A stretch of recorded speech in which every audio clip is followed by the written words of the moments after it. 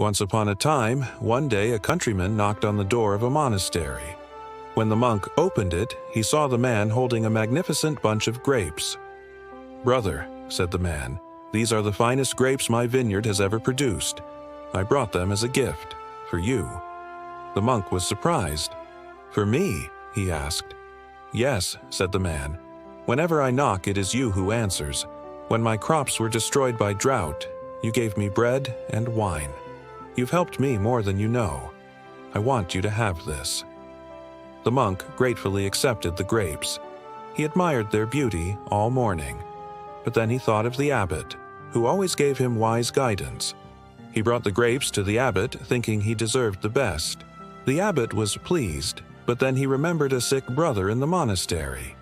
He thought, these grapes may bring him some comfort. So he passed them on to the sick monk. The sick monk was touched by the kindness. But then he remembered the cook, who had prepared his meals with such care every day. He thought the cook would appreciate them even more.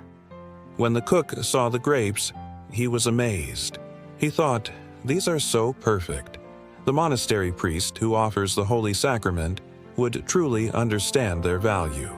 And so the cook gave the grapes to the priest. The priest smiled and thought of the youngest novice. He should learn how God's love is in the smallest things. So he passed the grapes to the novice.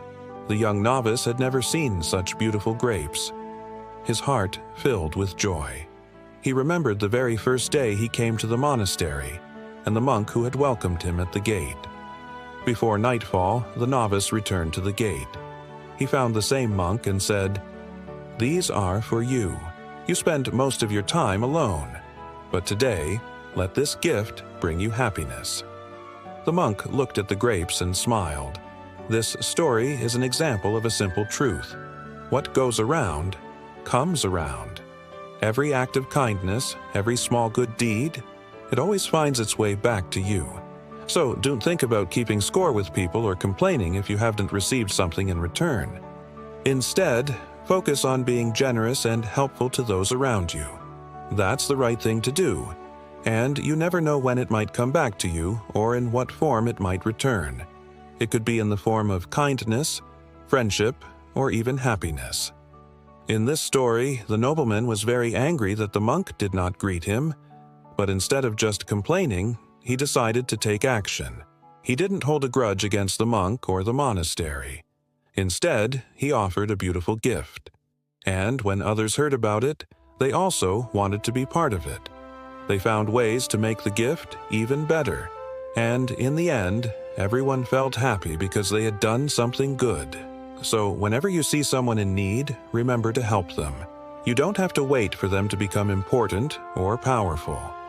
If you treat everyone well, you'll create a better world for yourself and for others. And who knows? Maybe one day someone will show up at your door with a bunch of beautiful grapes just for you. Now I want to ask you, have you ever received something unexpectedly nice from someone? Maybe it was a bunch of grapes, or maybe it was something else. Share your thoughts below. We'd love to hear your stories.